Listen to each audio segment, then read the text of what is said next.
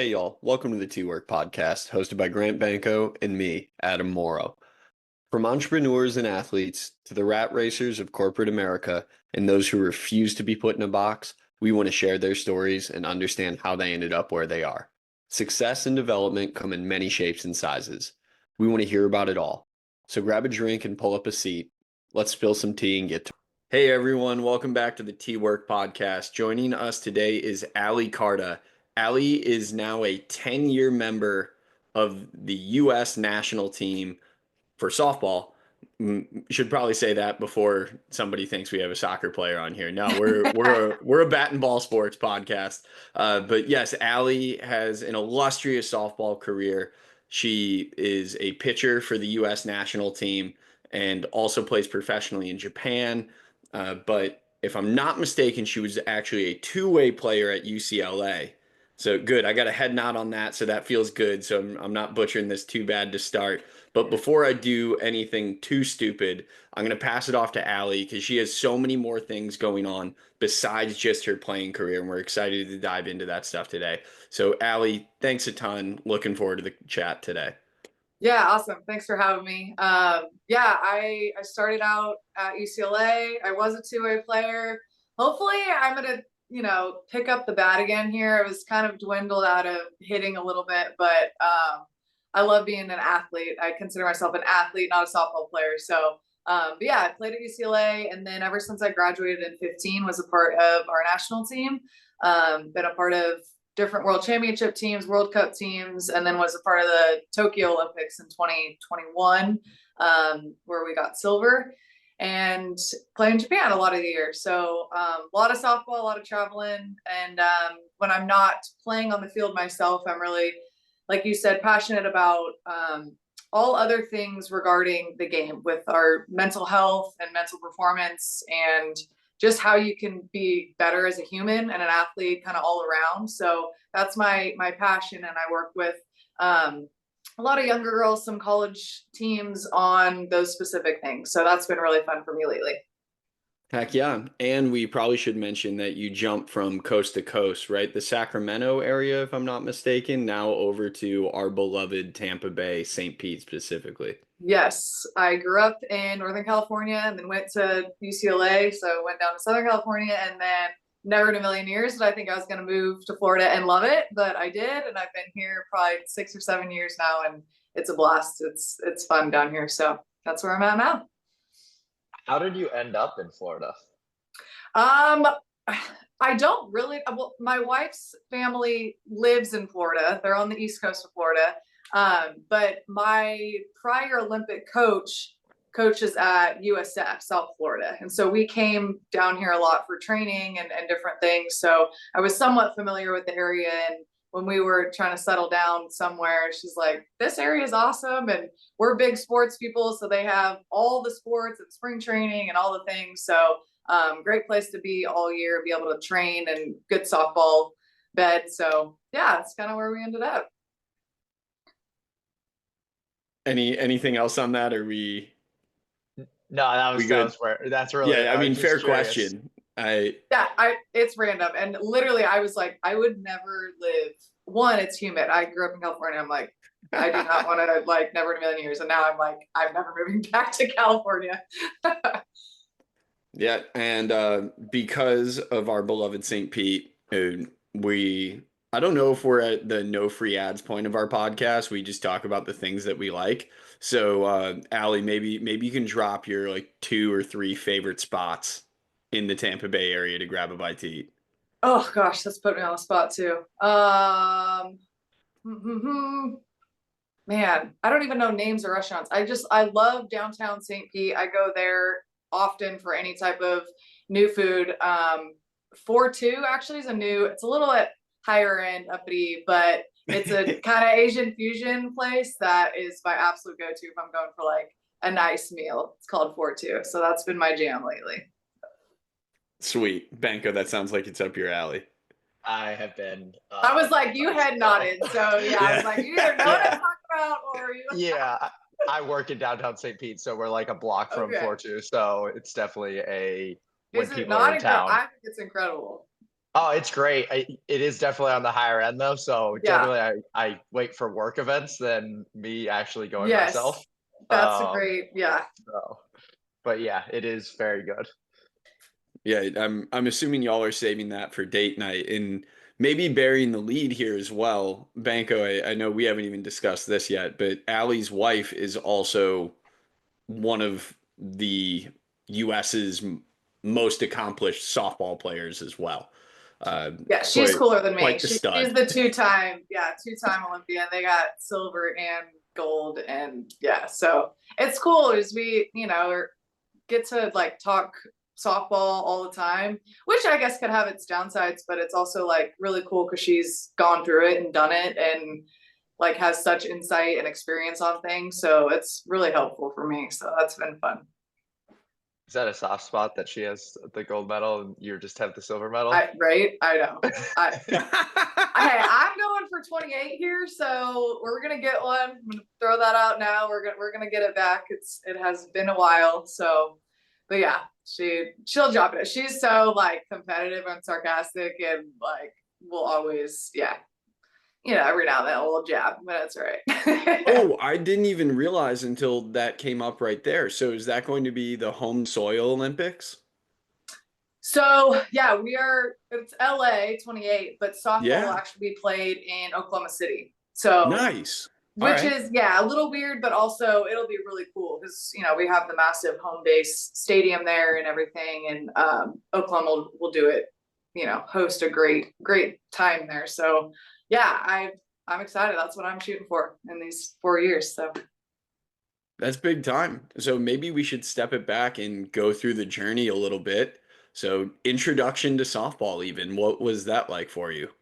yeah, I mean, I've always played softball. I always tell younger girls like play everything, do all the things, and I probably because I didn't do that. I just played softball. I maybe played like a year of basketball, a year of volleyball. But I just did softball since I was probably 5 and started out with t-ball and just kind of learned the game with my dad. He was always my coach, and we just kind of learned the sport together. So it was really cool in that sense. And then I just loved it. I played. I was a two-way player. I played defense. I hit. I pitched. I was always just like I just want to play and do all the things. And like I said, I didn't play other sports, but I played or I trained with other athletes. I was always like my dad would send me to like football agility camps or like go work out at these places that had soccer and baseball and just working out with a bunch of different athletes. So that's kind of how I feel like I got my athleticism and like love for just competing. And then yeah, went to UCLA and honestly didn't know a whole lot different. I committed like really early, and it's crazy now that our softball world hopefully is slowing down a little bit, but these girls like you commit to play at a college just right early in your high school years, and it's insane. But I loved it. I got on campus and was like, this is where I want to be. Place is awesome. We would travel down there every weekend for like our travel ball games, and so I was like, I want to be in LA. That's where I want to go to school. So that's how I kind of got to there, and yeah, spent my 4 years there. Had a lot of ups and downs in college. Wasn't like an easy thing for me, and learned a lot, grew a lot, but it was tough for me in college. It was a lot to kind of handle with like the pressure and our transition from. If you guys know Sue Inquest, she's like big time in our sport. And she's like one of the all-time greatest coaches. And she was a coach at UCLA. And I was in the transition years from when she retired and the assistant coach, the now head coach, Kelly Inouye Perez, she's there. And so it was just like, it was a really tough transition of, one of the all-time great coaches to ever coach and UCLA having all these championships and winning all the time to then completely transforming and switching coaches and getting her recruits in. And it was a really like tough transition period. And so kind of played out for a couple of years, but I was also like grateful to be in that position to help get us back where we wanted to be. So my senior year, we ended up getting back to the World Series. We didn't win, unfortunately, in my 4 years, but got back there and got the team back on track to now where they're at. And Kelly I is still there and runs an awesome program, and they make it to the World Series almost every year and have won since I left. So just really cool to be able to kind of leave it better than when I got there for my 4 years. You talk about kind of those ups and downs, and without getting too deep too early, we'll do our best not to poke and prod or cause any problems here. But for you, was it mostly like on field pressure that you were feeling, or was it the transition of now being 5, 6 hours away from home, or just kind of like the big boiling pot of everything? Yeah, I think it was everything. I think I put the pressure on myself going in that, I was supposed to be the one and be a pitcher that was going to come in and help them get back to the World Series and all those things. And so I did half of that to myself. We create the pressure ourselves. Pressure is like an illusion. And if I knew all the things I know now, obviously would have helped me a lot more. But I kind of went in with that mindset, and then was also just, I didn't ask for help in any of it. So I'm feeling all this pressure.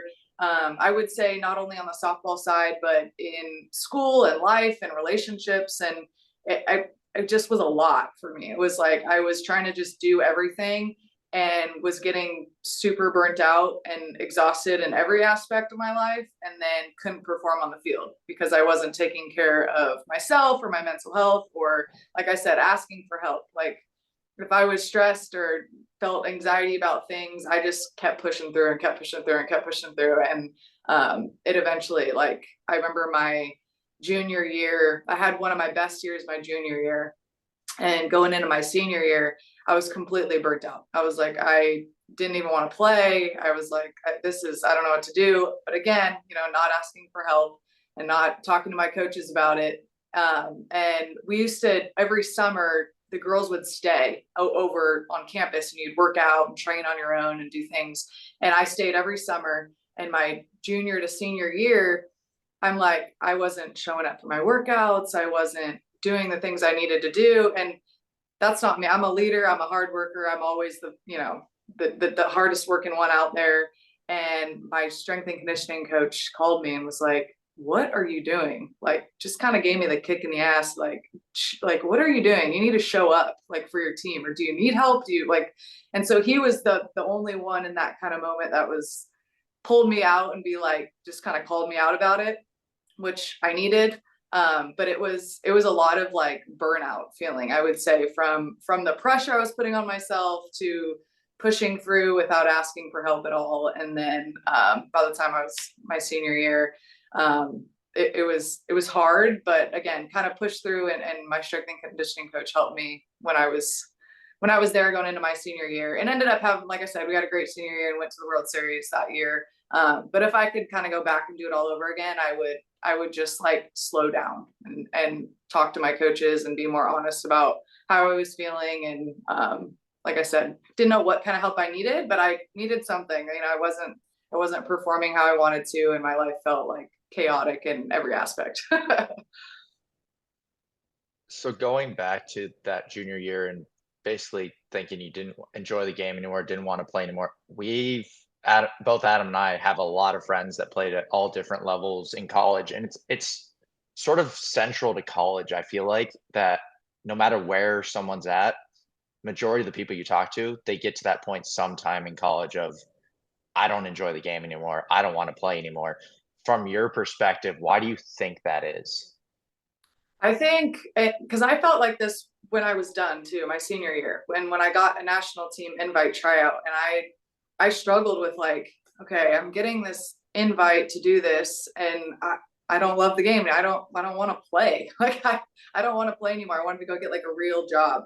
And but I think it came from me putting so much like focus on, like, it's so cliche, but like on all the outcomes or on all the things that like I was supposed to do, rather than like right now, or like when I did fall back in love with playing, I was just so focused on like being present and like just enjoying what I was doing and like really finding like little moments in my training that I could enjoy, or like putting like an outcome on something like in my training, not like I have to do this specific thing and make this tryout and win this game and get to this and blah, blah, blah.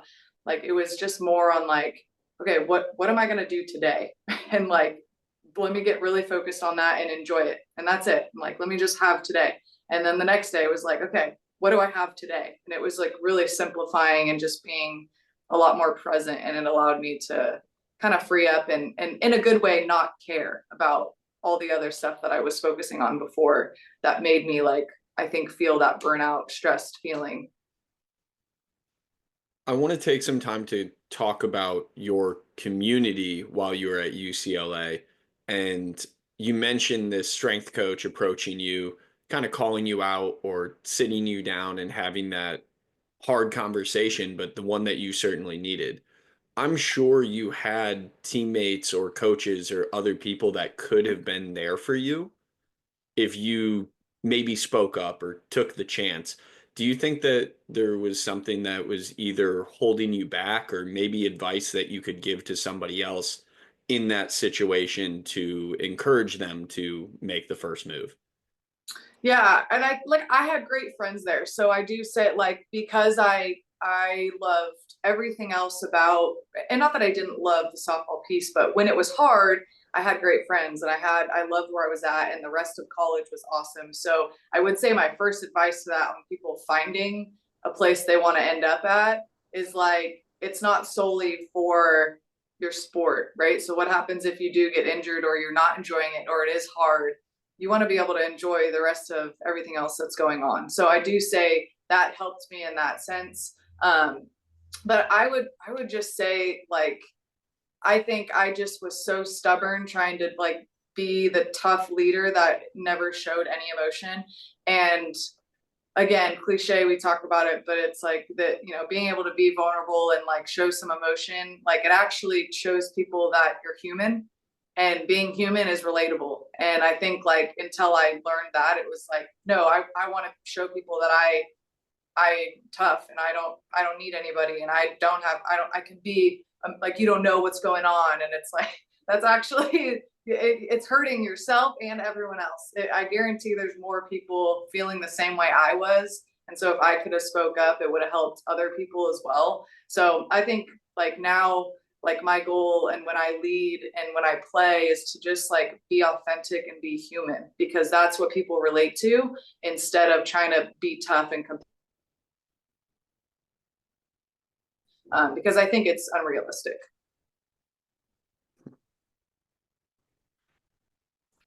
I'm happy to keep cooking here, Banko. You let me know. Go ahead. Okay. All right. So even during your time at UCLA, now maybe a more softball specific question. Maybe what were some of the larger learning moments that you experienced? Besides, I'm sure that, wow, other people are really freaking good at this game too. Yeah. I was fortunate. So I don't know if you know Lisa Fernandez, the name. She was Know also, that one. she's one of the greats in our sport. But she was an assistant coach at UCLA. And so she was like the most competitive, like, I mean, you would want to just run through a brick wall for her. Like, she's awesome. So I got to be coached by her, and she was a pitcher, hitter, fielder. She did all the things too.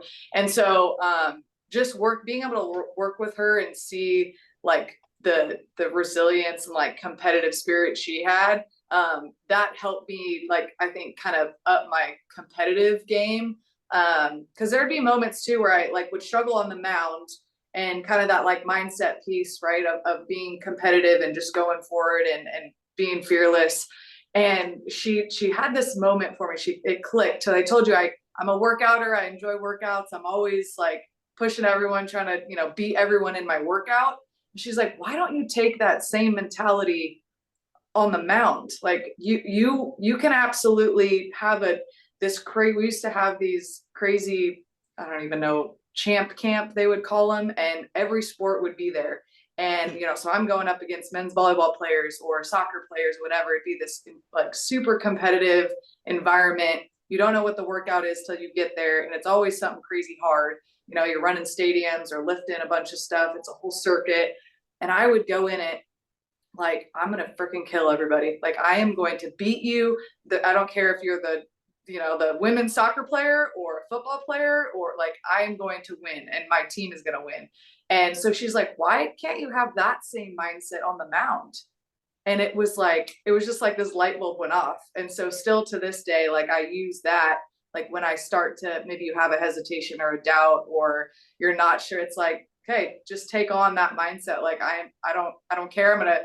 If I have my C game, I'm still going to beat you with it. If I don't know what the plan is, I don't know what the hitter is, I'm still going to beat you. Like, it doesn't matter if you're uncertain or don't know or not. Like, I can still figure out how to win and beat you regardless. And so I think that was a really cool thing that she was able to teach me. And now I kind of still use that to this day when I'm coaching and other people and myself. So On the other side of Allie, the UCLA Bruin, what were you studying? And you even mentioned wanting to step away from softball and getting the quote unquote real job.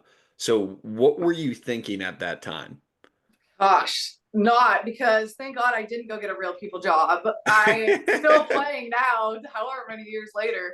But yeah, I majored in sociology. So I honestly I wrote a lot of papers. I enjoy writing, so it wasn't terrible.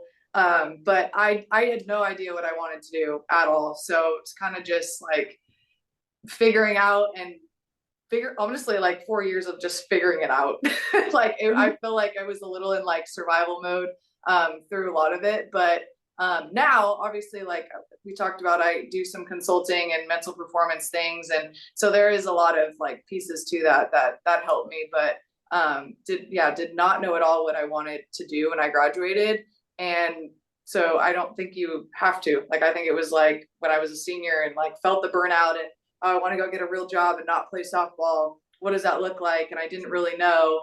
But now it's like, okay, I feel like I have it somewhat figured out, but I'm still figuring it out, right? It's like you just constantly evolve. So I think that's where I'm at too. And that's where I'm glad I continued to play to find the love again, because I did end up finding that love. And it's led me to, play in Japan and be on the Olympic team and go through more struggle, but also such like cool breakthrough moments that I've like continued to play for this long. So I'm glad I did not go get a real people job. I'm curious, from the burnout stage and wanting to get a real people job to getting the invite to the national team, what was that process and how long was it and what did you do to basically fall in love with the game again and have the career that you had? Because like a lot of people never make that jump back. Yeah. Yeah, I think it's interesting. Like I talked, in college that I just kept pushing through, which I don't think that was the best like thing I could have done then, but I'm glad I kind of pushed through when I didn't quite love it and I got the invite and just kind of did it, because I was able to be around other people that weren't in my UCLA bubble that kind of opened my mind to different softball perspectives. And I think that helped, because I don't know if I would have taken that real people job, that if I would have came back, I don't know what that would have looked like. So I am grateful that I did kind of push through that. But it took a little bit. So that was 2015 is when I graduated. And I was on, again, a couple different like Pan American teams, World Cup teams. And I just was, again, almost a little bit of survival mode and like being around other people that helped me and were super positive people that just kind of like helped me kind of keep going. And then I had a year in 2018. So what, I'd been on the team for a few years at that point. And it was going to be the team, we retry out every year. So that year was like to try out to be on the roster for a world championship team. And that world championship team would qualify us for the Olympics. So it was like a big roster year. And I didn't make the team. It was the first year from 2015 to 18 that I didn't make the team. I made like the B team. And it was exactly what I needed. It was like, the kick in the butt, like slap in the face kind of, but I deserved all of it. I like wasn't where I needed to be emotionally, mentally, physically for the tryout, was not like in shape where I needed to be. Like I didn't deserve to make the team, but I just completely, that was kind of like the breakthrough turning point in my career, because that was the year I ended up going to Japan and just kind of like finally said yes to that opportunity and got outside my comfort zone and went there and was able to like get in the best shape I had been in. I just completely like changed my whole lifestyle. It wasn't just like a workout approach. It was like a lifestyle approach. And I got to go over to Japan and play all the time. I mean, you're over there, like that's your job over there. So I got to practice and be getting game reps all day, every day. And so I think that was the best thing for my career, and getting outside my comfort zone, I think actually helped me, like being around just completely different people in the game. I was able to like fall in love with it again and like see it from just like fresh new eyes. And it was really refreshing. So I'm glad I waited for that opportunity to go then, because I also had that opportunity when I graduated and I said no. So I wasn't in that spot. I was in that like burnout mindset, right? And so I'm glad I waited, and then being able to play over there, like I said, all year and get reps. Like I needed game reps. Our softball is it's awesome in the college space, but when you graduate, the national team stuff is only summer. So you have to all year figure out how to stay in shape, how to get reps, how to practice on your own, all those things. And so it was great that I was able to go over there and finally kind of make this a career. Like, okay, if I'm going to do this, I'm going to make the national team and I want to be on the Olympic team. Like I need to work. I need to get like some serious work in. And so I did that, and then made the team that following year for the Olympic year, which was awesome. Kind of all paid off. So Go ahead. You had it. All right. We're both getting used to the look from one another when we're about to ask a question. So you mentioned being ill prepared in 2018 for the tryout, and then you gave a little bit of the background for us where in the States post collegiately you kind of only have a 3 month window where workouts are structured or practices are yeah. structured.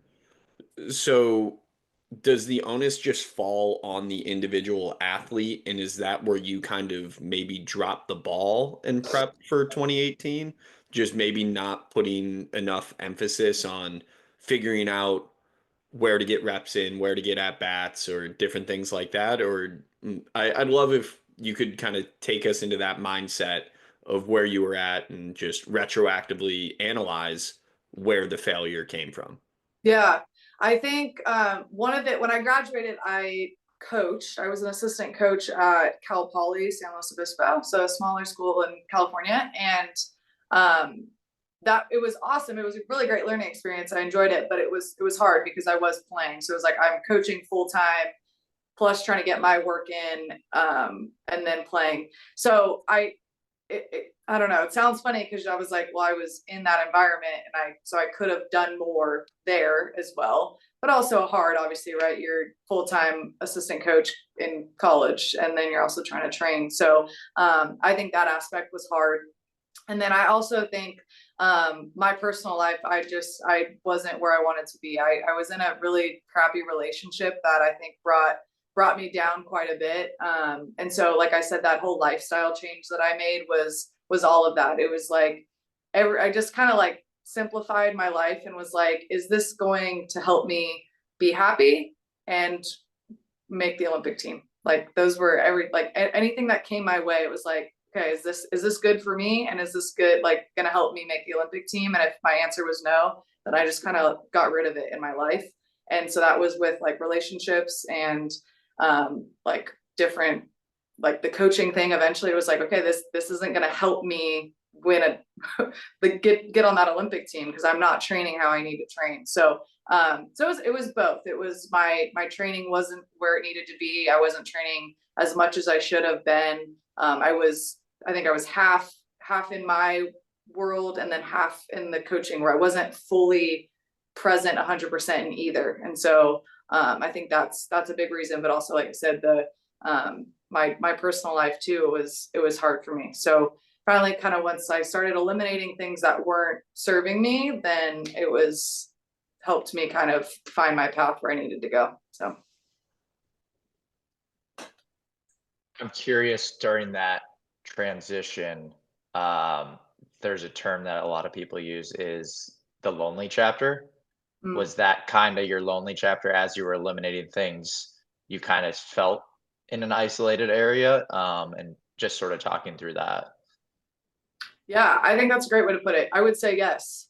Because all I remember, like people, I tell this story like this, that kind of whole story is like a big moment for me in my life with all of it. Like I feel like once I eliminated those things and kind of went through that lonely period, like you said, I just took off in all aspects of my life. And so all I remember when I look back at that time is being maybe it's that lonely period, but it also was like I just was so in my lane, like only worried like, and not in a selfish way, but in just like I don't care about what anyone else is doing or what's going on or how anyone else is training or what anyone else is doing. All I remember is like every day just being so like locked into what I was doing and my training and getting the work in and that's all I can describe it as. So maybe that is actually something to that is your, the lonely period, but in a good way. For me, it was like, I enjoyed that period because it was just like so laser focused on what I needed to do and not caring about anything else. So, And how long was that period? I would say probably about a year, I would say. Of that Okay. kind of every day, yeah, locked in focus until I went to Japan. Japan's also, that's a whole other lonely period because that gets pretty crazy over there too. But yeah. Sticking on this theme of the lonely chapter and it kind of turning from difficult to prosperous, I'd love if there's maybe a few moments that you could highlight during this chapter that would fit in the Ali Carda biography montage. Like if you had a film crew following you around, are there a few moments that you can call on where like that was the breakthrough or that was a massive moment for me? And I'd love if you could paint that picture for us. I can maybe think of two. It sounds silly, but I got a Peloton during that time and it completely changed my life, a Peloton bike. And so I just remember being in my little apartment and I had my Peloton bike and I would wake up before having to go coach at whatever time and just kick my ass on the Peloton. And that, it, again, seems so small, but it was like, it really helped kind of break me out mentally. Like it just completely changed, like obviously my physical aspect and getting in better endurance shape and all those things, but it really kind of pushed me mentally and got me where I needed to be there. So I just remember those little solo moments, like early dark, still out, and I got to go to work, but I'm just like kicking my ass on this bike, or getting home from a long day, doing all the things, and then like, okay, I gotta do for myself and getting on my bike, and like that was just kind of like my time to kick my butt. So again, small little thing, but I remember that specifically.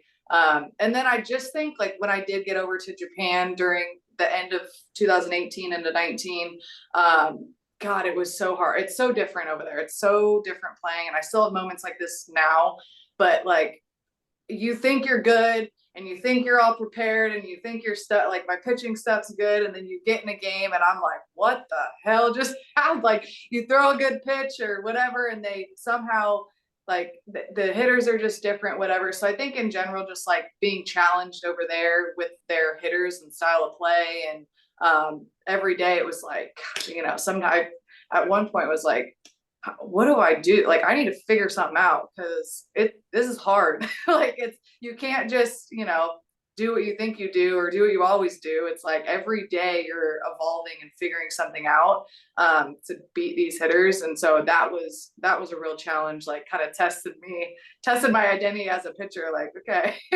I need to figure something out to be better. So I think that was a big couple of those big moments in Japan that happened too. curious, do you speak any Japanese? I do. I am not fluent by any means, but I speak it okay, decent amount. I get by. Okay. We do have a translator, but I get by. Um, I should know more, having been there for 6, 7 years now, but yeah, I know a decent amount.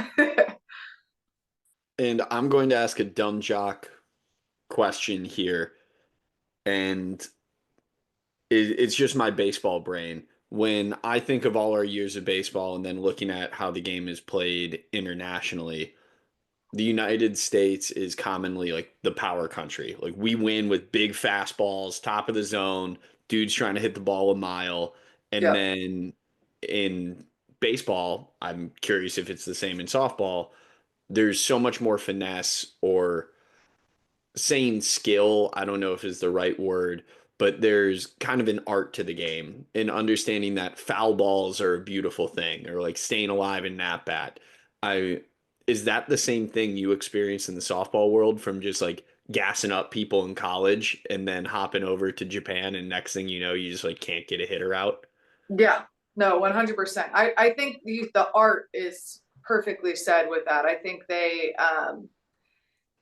they train different. They train as it is, everything is kind of its own little craft. And it's a different pace.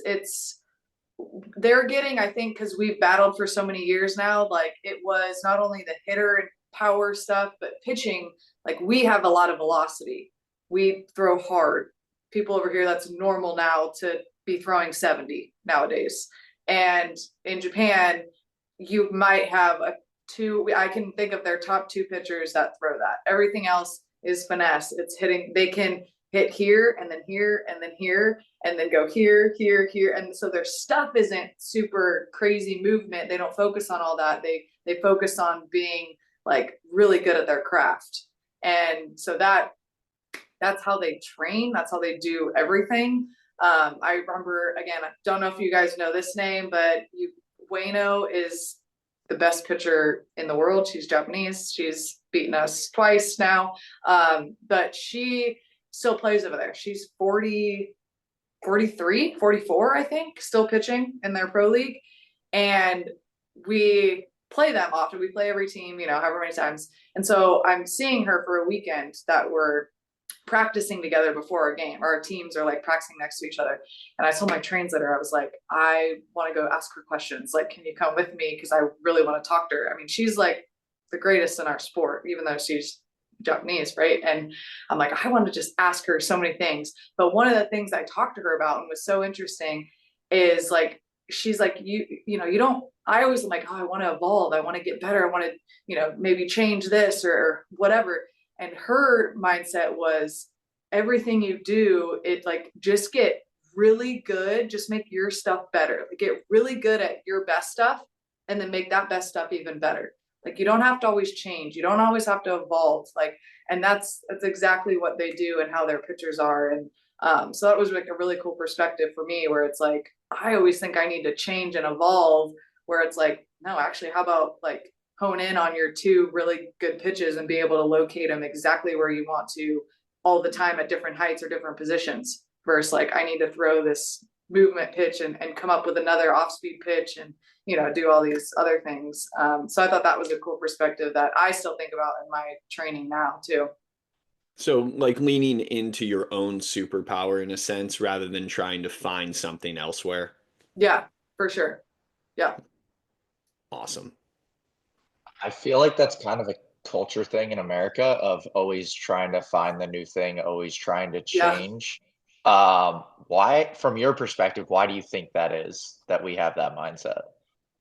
That's a great question. I don't know. I don't know if it's because I feel like that with gadgets and drills that people are coming up with and doing. Some of it's great because some people can't feel as great. So some of that stuff helps with feel and all that. But I don't know if it's like it's more of a like monetized thing over here too. Like over there, they really are just like trying to do their craft and get better at their craft every day. And while we like it's more of a spectacle and more of a like the social media piece of it and the money piece of it. And I don't know, I just feel like it's more of this like not authentic type of training. It's like we don't want to do the like mundane, like get the work in as many times the same way as I can. It's like we're always we want to, I don't know, just move on to the next and be different.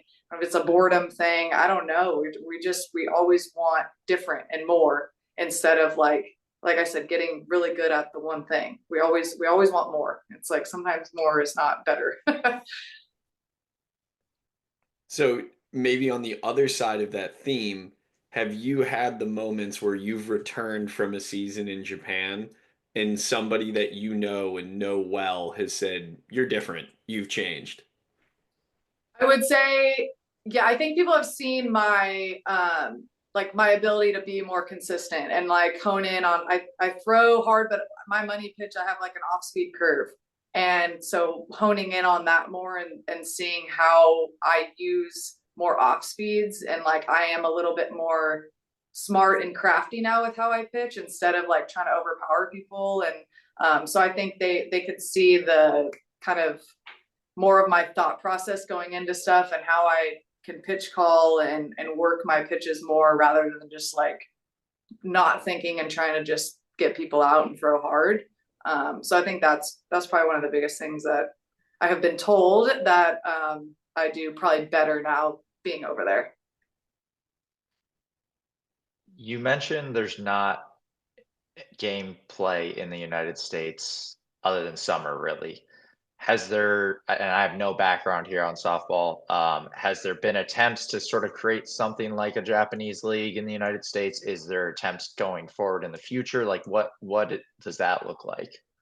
Yeah, so a lot of failed attempts at trying to get a league. I don't know that we've tried an actual the Japanese style league because they play for companies and the girls are actually working for the company full time and playing. So I don't know that people would want to do that over here, but we do have what's called Athletes Unlimited now. It started as like a kind of like an all-star thing where the teammates were the captains each week. There'd be four captains and they pick their team, and then it's on a point system. And then every week, the top four leaders then repick their team. So the team is constantly changing every week. That has now evolved, and they actually are doing the same company, Athletes Unlimited, is doing a traditional league. And they have a lot of awesome people that are big in our sport that are the top GMs and coaches of this. And so I think it'll grow hopefully past the 3 months and be a little bit more sustainable. So hopefully that'll be in the works. I know this year we have 4 teams. Next year they're going to try and build. But I think I'm really, really hopeful that this is the future of where softball is going and that it's has the right people and will be sustainable moving forward. So that's the hope. Then I don't have to go to Japan every year to play, or other people. I absolutely love it, but it's also you would want to be in the States if you can, right? And like play our players and go against the best over here and be able to be home while you're also playing. So that's the goal that they're trying to move forward to. But it'll take a little bit, but I'm really hopeful at what they have going. Kind of along those same lines, and maybe I'm blurring some stories here, but I thought I remember when we met up in OKC last summer, you mentioning something about either player reps or a softball players union or something like that trying to form to better represent everything y'all do, improve whether it's accommodations or representation. I don't want to butcher this any more than I might be already. No, I'm yeah. curious if there's any momentum with that or experience that you could speak on. Yeah, they have created it, and they have help from off the top of my head, I don't know the name, but a law firm that has been helping them create all of the things for it. And it is I hope now going to be, I don't know what I would say, a little bit more actually used, or now that we have this new league in place. And there's not, before there was quite a few leagues going on. So the goal was that this player association, it didn't matter what league you were playing in, that you still could be kind of represented under this umbrella. So that was the tough piece for the legal teams helping us, because it's like, in baseball or different thing, it's one entity that is attached to the player association. In our case, it was like, okay, how do you do 3 different, a pro league, an independent league, this league, all trying to still be represented under this. So I think they figured it out, but we also, again, are moving in the direction of, I think the Athletes Unlimited will be the sole entity down the line, that they have made a lot of progress on that, and it's in place. So that's great news for us. Yeah. I'm cool to switch topics a little bit here. I kind of want to talk about what it has meant for you, what you think it means to wear USA on your chest. There's got to be nothing like that. I think about being a little kid watching the Olympics or getting to stand for your team, your country, anything. What politics aside, it's got to Mhm. be unbelievable to step up on the line wearing red, white, and blue with all the best players the country has to offer. This is more like my kid in awe question that is just like, Allie, tell me how cool it is. Yeah. It is very cool. And I think it never gets old. So I remember my first, when I was in college and had, made the national team, that they sent this big old box with all of our, the helmet and the uniforms and the gear and all the things. And I was just like, oh my gosh, me and my roommates were just like pulling all of it out. It was just like, oh my gosh. But it really does never get old when I put the uniform on. And like you said, politics, anything aside, we're the greatest country in the world. And you go to these events, and it's nothing against any other country or any other person, but when you're walking around in the Olympic Village or in the stadium with all these different countries, people look at us differently, right? And they feel differently around us, and it's a really cool experience to be able, like, I don't think we understand how great our country is when we're in it sometimes, and then you go somewhere else with other people, and just the awe they have for USA, just seeing that, right, like you said, is like it's incredible. So I think being in different countries, and meeting different people all over the world, it's from their perspective too. And then it's like a reminder, like, wow, yeah, like when you lace up and you put your uniform on and you are standing for the national anthem, like I get chills thinking about it, because it's like it never gets old. It never fades. It always, like, every game it happens, I almost feel even more sense of pride and gratitude, because I mean, I was, one of 15 players to put on that uniform. I mean, it's incredible when you think about, like, the percentage of people who get to do that, and even for other countries too. So it's a really, like, really special thing, something I never take for granted. And like I said, it never gets old putting the uniform on is the best part for sure. I go 2 different ways. The first thing that popped in my head was 2 nights ago, USA played Canada, Yeah, and there was all the booing fights during, broke out. yeah, during the national anthem, and immediately the first 9 seconds there was 3 fights. Yeah. So definitely saw that straight from the USA hockey team. Um, Being in an Olympic Village, though, my kid question is, who was like the first athlete that you spoke to or met that you were in absolute awe of in like Olympic Village? um I would, so not all of the teams stay there. So, like, I wish I was able to meet some of, like, the basketball guys or gymnastics, and some of those people, they don't stay in the village. So kind of like, oh, dang it. But I did one time, who was coaching at the time, Yao Ming was there, and that, not an American athlete, obviously, but like, I was like, what in the world? I mean, you knew he was like a big dude, but I was like, he's just eating over there on that table with all of these other people, just massively sitting there, like Yao Ming, like, what the heck? So I think things like that, that, like, you just see random, like, I just, again, like, my God, they're so, like, big and, like, this massive athlete, but then we're all just here in this village together eating at a table, like to go like on your bus to go to your event. Like, so it's kind of a cool, weird, but cool experience that everyone's just kind of normal in that setting, which is funny. Banko, you said two different ways, so I don't want to take it from you. You had another question. No, it was the hockey thing. You thought of the hockey okay, thing. okay. Yeah. That was crazy. That whole thing. So where I was gonna go straight from that question, it kind of, I think, same question, different setting. So now the first time you got the call to go to training camp for the US team, maybe my timeline's off here, but I'm going to assume that was maybe at the tail end of, I don't know, some of like the original like US softball greats careers. Was there some of that like, oh my gosh, like do I belong here the first time you step foot in like OKC to train with the team? Yeah, I did, to be honest. And I think I mentioned this in the beginning, because I was going through that kind of burnout period.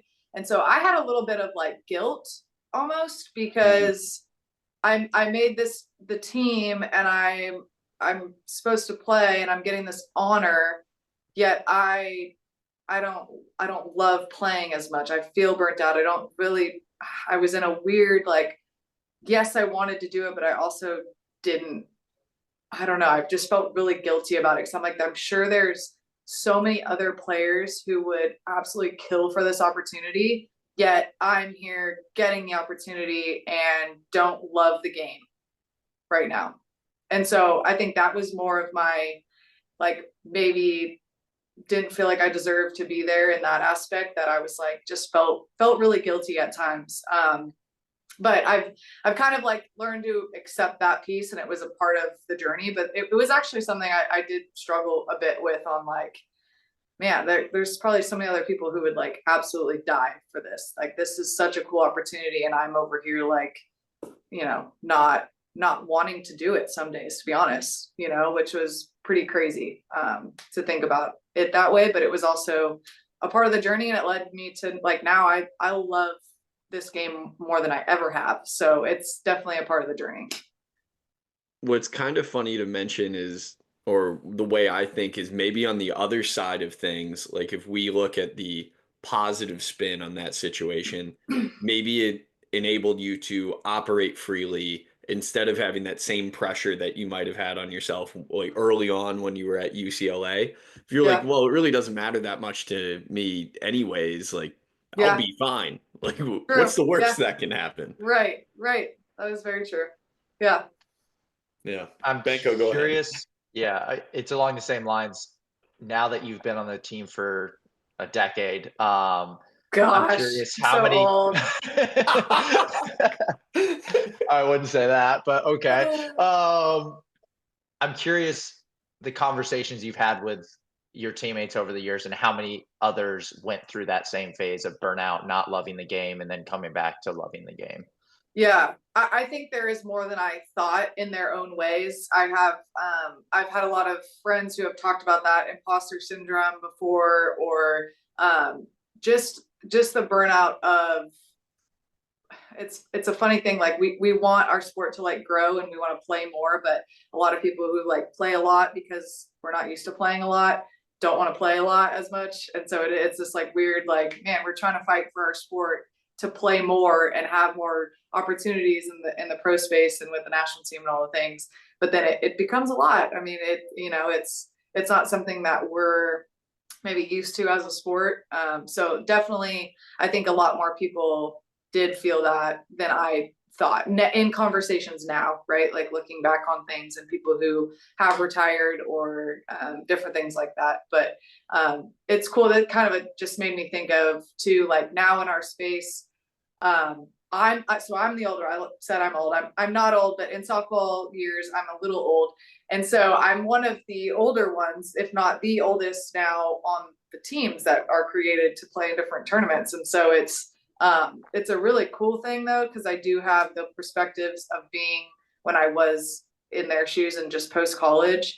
But then now it's like, it's such a cool thing to have like the fresh energy of these younger girls, and then seeing that in that same, like putting on the USA and like being really prideful and honored about that. And then just like all the experiences I've had, that man, it kind of like wraps it all up. It's really, like I said, it means even more now, and like I love it even more now. So seeing all of those things, it's like worth it that I have done this for so long. So On the lighter side of that, what was your first, like, oh my gosh, I'm old moment in the clubhouse or in the oh dugout? gosh, I can remember one specifically. We were playing in I think we were in Japan. I was the only, so again, for lately they've been doing different rosters for different tournaments or world events. And so we went to play Japan in like an all-star series. We play them in 3 games. And I was the one, I was only the single one who was not in college, who was out of college. I was the only one on the roster. And they created this like just a bunch of the younger girls. And we were about to play a game. And I'm just, grabbing a snack, getting locked in. And I passed by the locker room, and they're playing, half of them are dancing on the whatever TikTok stuff. And then the other half are playing some crazy game. I had no idea what it was. And I just kind of laughed to myself. And one of the girls like caught me, and she goes, "You feel like we're so young, huh?" And I was like, "Yes." I was like, I don't know. I was like, what is happening? Like the whole TikTok thing, the dancing, it's just different engagements and conversations. It was like, oh man, I felt so old. And you But got it was like funny because I Hell's was the bells only in one. your headphones. Yeah. But yeah, it's fun. Again, it's a good thing because they bring such a new energy. But I was like, I'm lost. I got nothing. I don't know what they're doing. I don't know what this dance is. Oh. That's great. I have a topic change, Adam. I don't know if you have Do any it. other. Send it. Okay. I kind of want to bring your family back into it, of going to Japan, the national team, Olympics. What did the support look like, or conversations with your family look like throughout all the years? My family is super supportive. I'm very lucky. They were never negative, never overbearing, never like, you dread the car ride home type thing. It was, my dad always coached me, but he was so good at like, all we're going to do is focus on the process. And he taught me that like from when I was 8 years old. So it was like, we're not going to worry about if we lose games, if we're working on this. And the car ride home, it was like, sure, if we wanted to talk about it. And then if we didn't, we didn't, and it was fine. And we dropped it all. So I think just having that separation of like parent and the love and support, and then like softball, and it was like we were able to separate all of the things, which was really nice. And like I said, they're always been super supportive. They'll It's also like they're not crazy. My dad is he still coaches, he coaches younger softball. He absolutely loves it, probably more than I do. But again, never pushes anything, and we still have great conversations about stuff. But I see a lot nowadays with like softball, ball is life in every aspect for the kids with their parents and the relationships and all the things they do. And so I was really grateful. Like I had that, my dad coached me, but we also, like I said, had the separation and had like just normalcy as well. And I think that allowed me to like not feel so much pressure from them, and like be able to just enjoy playing and being coached by him. And it wasn't ever a negative feeling with any of it. So yeah, very grateful in that sense.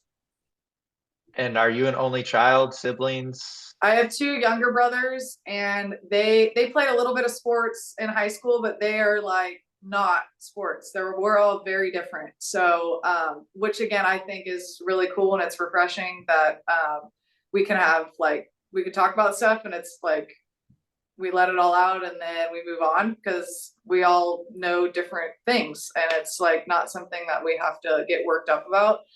So I think, yeah, that's been really cool. They still both have not been out to Japan though. I would love, they haven't seen me play recently, I would say, at all. So that's my goal for this next like year or two, is to get all of them out to Japan. My parents have been once, so getting them all out there and be able to see me recently. So that's my goal. And I'd love if you could give me a refresher and maybe educate the audience a little bit, even about the nature of the season in Japan, because it isn't just one straight run through, right? Isn't there Right. the chunk in the middle that you have a break for? Yes. So it's broken into two halves. The first half I'll go over in mid-March, but our season is April to mid-June, and then come home and you do like national team or professional league stuff over the summer, and then September to mid-November is the second half. And so then my off period is good to actually be home for like the holidays and take that break and then start training again like right now before I leave again. So it works out good. It's just enough time, 3 or 4 months over there, and then you're ready to come back, and then you get the itch again before getting back over there. Like, all right, I'm ready to play. Like right now I'm itching to get back. We talked a little bit. I came home early because I had ankle surgery, so I've been home longer than normal, and I'm actually like, oh, I want to go back. I want to play. I want to train. So so it's good time. Yeah. I think And oh, sorry. Let me I was step gonna back. You just, go. You go. I was just gonna, it's a simple question. What part of Japan are you based out of? It's a small little rice country. It's called Mocha, but I'm about 2 hours north of Tokyo. I'm like smack Okay. dab in the middle. Yeah. Okay. I was going to segue with the ankle surgery into a lot of what Allie's daily life looks like now. Is we beat around the bush a little bit with her consulting work. I would love to hear what everything looks like, how you juggle the day now, because there is life for you besides standing in the circle and whipping fastballs by people. You're obviously helping the younger generation. You're training, you're rehabbing your own ankle. So please just open floor to you. Go right ahead. Want to hear what the daily grind, quote unquote, might look like and how you juggle it all. Yeah. Yeah, it's been a bit different with my ankle. I'm finally cleared all good now, so that's been way better. But yeah, I usually do my stuff earlier in the day. So I'll do, depending on what that is for my day, whether it's more of a cardio thing, physical therapy, or a lift, get that done. And then do a pitching. I'm lucky I have a little pitching lane in my backyard, so I'll just pop out back and get my bullpen in. And then honestly, it's nice that I can be home while I'm training and doing all this, so I'm able to, whether it's like a lunch or quality time with my dogs or just being outside, I take some type of something for myself in the afternoon. And then a lot of my consulting stuff is in the evening, so I'll do a lot of calls with different people at night or in the evening. And then I've also, this past time being home, I've tried to do more like in our community here in Tampa, St. Pete. So I'm doing some pitching clinics at like little league fields every Friday, and work with a couple individual lessons throughout the week. So depending on what days those are. So that's been really cool for me, because I usually don't do a whole lot of lessons or clinics when I'm home, but I have this time, and it's been cool, because at first, I now am cleared to be able to pitch and throw, but I wasn't. And so it was a nice, like, okay, I'm still getting my brain to think about all these things and being able to help other people while I couldn't pitch. So it was a nice thing. But yeah, depending on the day, each day is different, but for the most part, some type of workout, pitching, and consulting work with whoever that might be in the evening. Well, we got the dogs in the background a I little know, bit there. you jinxed it earlier. I was like, until we hear the dogs. I'm diving more into the consulting. What are the consulting conversations, clients that you work with? What does that look like? A lot of individuals I work with, I'll do, again, it's all mental performance based. So I do a lot of work with like some breath work. I do self-talk, the act, just like overall, like being able to kind of reset and reframe your brain and your thoughts and how that translates on the field. So some different exercises with things like that. And just self-awareness as an athlete. So again, different exercises with those. And then a few of the teams I work with a couple colleges. So one of the colleges I work for, I've actually gotten to, we did once a week online, and then I went out there in person for like 2 different 2-day sessions. So kind of a little bit of like team building, but also mental performance work.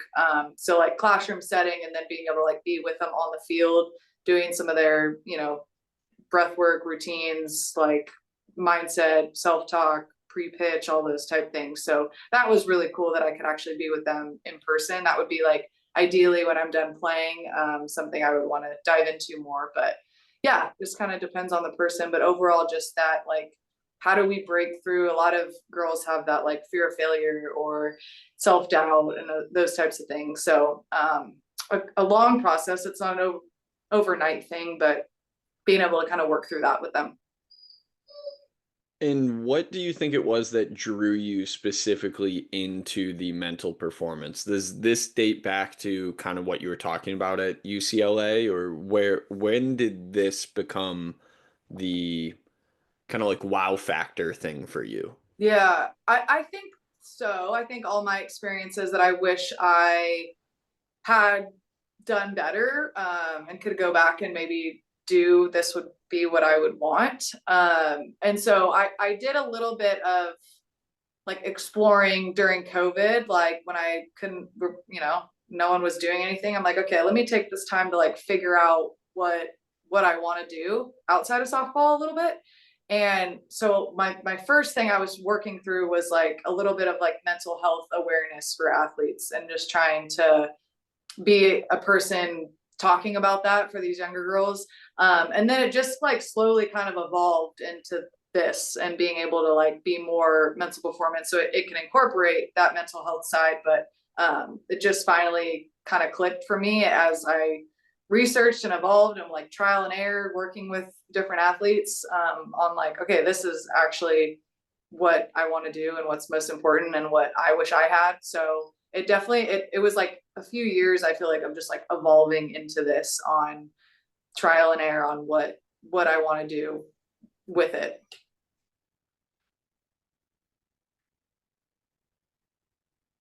Banko, you good? Yeah, I'm good. I Okay. mean, are you doing a subject change, I'm assuming? Well, yeah, I want Allie to talk about her dogs. All right, cool. Yeah, go ahead. Perfect. We've heard a couple whimpers and whines, I've and been in here way too long for them. This is their room. I have like windows all along that look into the backyard, and they're hounds, they're basset hounds. And so they sit on the couch right here and look out the window and watch all the squirrels and the lizards and go nuts at the birds and everything. So I'm in their space right now.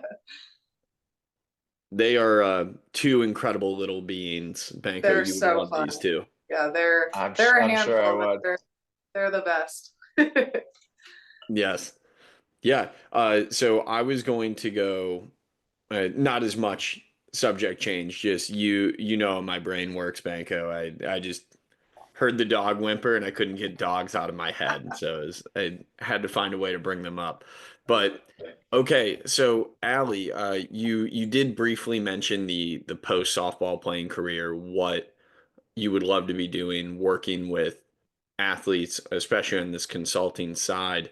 And I don't want to talk about the, I guess, the exit strategy as much. I would love to know more when you do finish, whenever that is there a legacy or a story that you hope to leave behind for what Ali Carda provided to the softball world? Hmm. Um, that's a good question. I think being so you asked about the Arizona thing. We won't get into all of it because that's a lot. But I grant for your knowledge, I went to Arizona to work with just some people on like a holistic kind of healing approach. Thought I was going like for my ankle, and it was really just like this whole holistic kind of resetting the nervous system type thing. And one of the things I learned though was like he's like, I want you to feel like, I want whatever you're going to feel, whatever comes up, like, I want you to like, just be aware of it and to feel. And so one of the things by the end of the 3 days was I really wanted, he always asked me like, what do you want? And what do you want to feel? And I didn't know at the time. And by the third day, I was like, it's so simple, but I came up with the mantra, like, I am authentic and I am bold. And for me, that's what I want to portray. I want to, in a good way, just be so sure of like myself and be authentic to me and put that out there fully and just not care about what anyone else thinks or says or does. And I just want to be able to like be so free in that. So I would want people to watch me play and feel that, or when they talk to me, that they feel that kind of freeness and being authentic to myself, and hopefully that can kind of rub off on other people. I think that's what I've learned from UCLA and growing up and going through all the struggles and not making teams and different things. It was like, it doesn't matter what anyone else is doing. And I don't need to compare myself to people. And I need to just be me, and that's enough. And that should be enough. And so I think really kind of honing in on that is what I would want people to see and get from me. Like I said, when they watch me play, when they talk to me, when I work with them, like to be able to see me as me, and then I can see you as you, and you being enough is great, and go let that shine and don't compare yourself to anybody else. I think that's kind of an awesome mic drop in a sense. I love that response. So before we do let you go, any last questions, Banko? I have one more serious one and then two sort of fun questions. So I'll start Run with the it. serious one.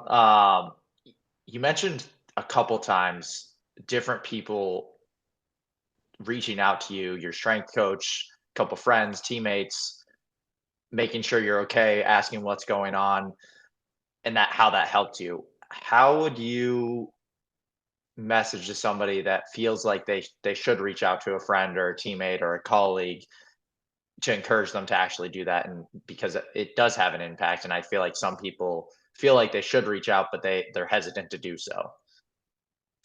Yeah. I I would say, as a person like being hesitant to do it, I think I always like, you're never doing anyone you're doing yourself and that person a disservice if you're not going to reach out and ask for help, or if you're, sometimes we hold back information or advice or different things, and you're actually doing that person a disservice. You're not helping them by staying quiet and not saying anything. I think we're always like so hesitant because we don't want to like hurt them or interfere or like push them too much or whatever it might be. So from experience, those people who didn't say anything and didn't help weren't helping me. It made it worse, right? Because then I wasn't saying anything either. So I think the person being hesitant to say something, like, understand that you're doing a disservice to that. You're not helping them by not speaking up. And anyone in my shoes who maybe didn't speak up about something, like, everyone as a human like wants to help people. And so I think like once I got that in my head, like, people are here for me and want to help me and want to help me succeed. Like, they're not here to cause me harm or want me to do bad or be unsuccessful. And so like, when you reach out to someone asking for help, I think those like people are so willing to help and point people in the right direction. So I just think like knowing that, instead of thinking people are, the world's fighting against you. It's not. It's people as human beings, we care, and we want people to ask for help. We want people to ask us. So I think just knowing that. Good with the other two questions, Adam, or do you have any questions to No, add you go. first? Okay. Fun ones though. For someone that's never been to Japan, I've heard great things. If anybody's going to Japan, where would you recommend to go? What are your like top areas, places to visit while there, and what to do? I would say the southern part of Japan, Osaka area. I'm blanking on another. Kyoto. area. My favorite thing, it's all in one. You can walk all of it. We did it in a day, and you can feed the deer. They bow to you and you feed deer. That was one of the cool things. And then there's a bamboo forest that you walk through. That's like crazy tall bamboo forest. And then you walk more, and there's like a monkey park up in the trees, and it's like thousands of monkeys just everywhere, and you can feed them and see it, whatever. So it's all in this little area.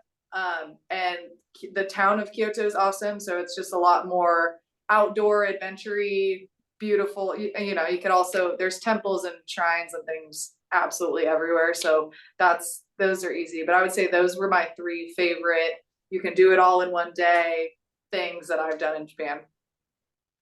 And every city is known too for a type of food. So everywhere you go, like get the local, whatever it is. Every city is known for something. So I would say that'd be my, like, wherever you go, just get what they're known for. Got it. And last one, I think that's an Aura ring on your finger. Yes. Yes. I also have one, and I also see you're wearing an Apple Watch. So I would like to hear your perspective on the Aura ring, because a lot of people ask me sometimes, like, how do you like it or not? So just curious your perspective on it. Yeah, I love it because I like to be in tune. It's like a challenge to me sometimes on, like, okay, do I feel how my Aura ring thinks I feel, or vice versa? So I just think it's a cool way to, like, stay in tune with your body. I always say, like, if you like that stuff and you would use it, then it's worth it. If you don't really care and you don't pay attention to your sleep or your activity much, it's not worth it for you. But I like to see, like, when I do different things, how my recovery is, or if I, like, you don't think sometimes on, like, eating late or alcohol or different things that, like, actually really affect your sleep and your recovery. It just, like, it's numbers to actually back and prove what works for you and what doesn't. So I really enjoy it. This I only probably record, like, my work, like if I'm going for a walk or a run, I'll record on here. Other than that, I would say I just wear this more for the watch, not all the other things with it, because I do have this. So Do you wear the Aura ring at all when you compete? Do you put it yeah, on a different finger? yes, yeah. I'll put it on. You're probably not supposed to switch it, but I'll just put it on my glove hand. Yeah. Oh, and how taxing are games? Do you notice?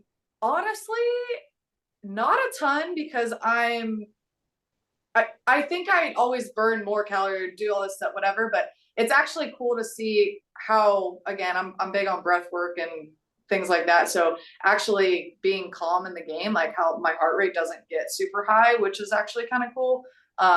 So that's the fun part for me. It'll, like, you could see little intervals during the game on, like, when my heart rate might get up.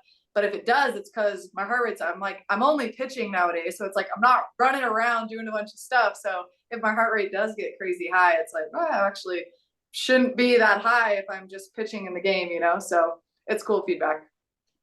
That's It would awesome. be cool to see the stress part of the Aura ring during Yeah. games and how that's like. Yeah, or I feel like, I don't know, you could probably think back of, like, oh my gosh, why'd he get so high? And then you realize you had to, like, go back up a base.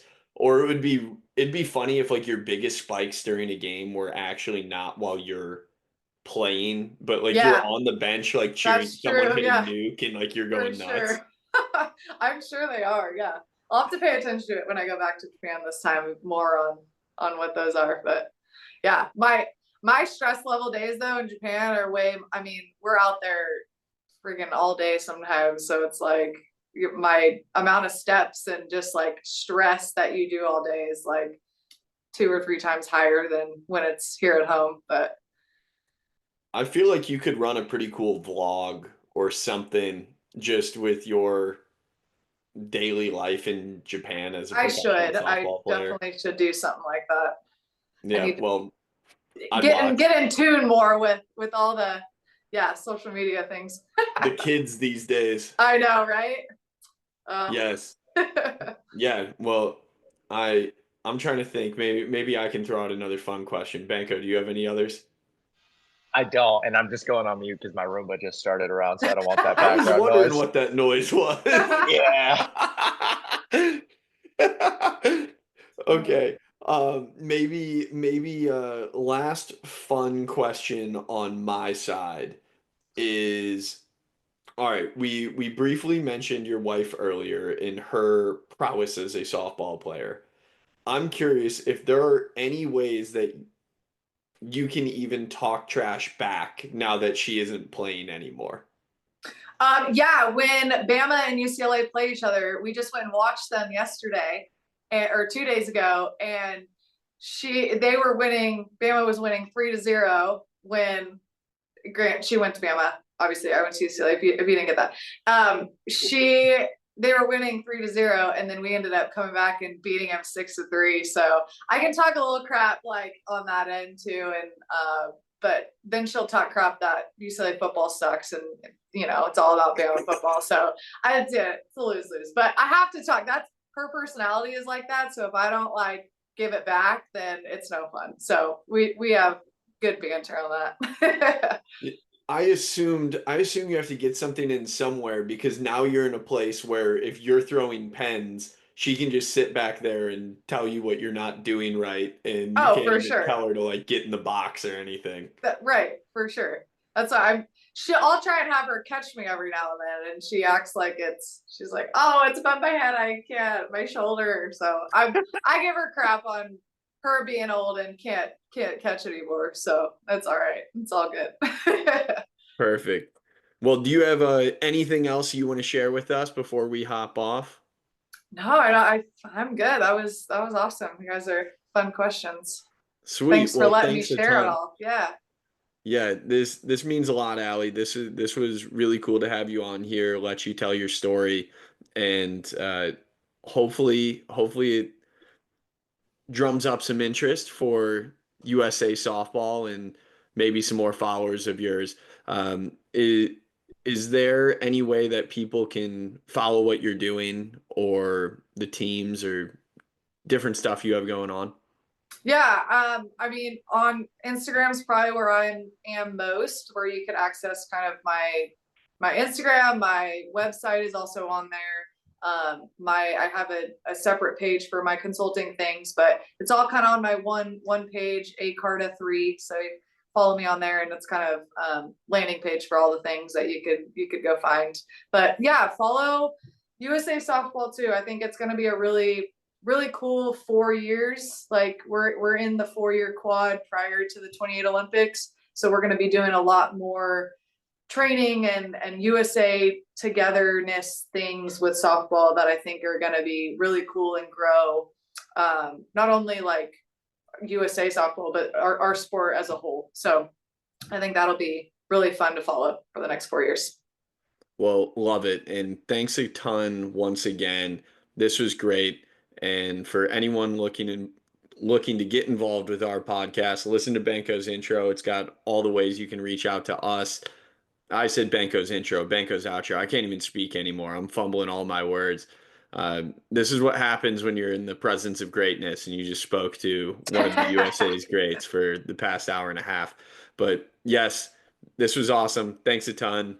Thanks to all the listeners. See y'all next time.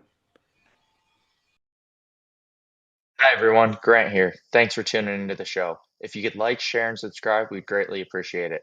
Also, if you think you or someone you know has a good life story to tell, we are always open to guest suggestions. You can send those suggestions to our email, tworkpod@gmail.com. Thanks again for the support.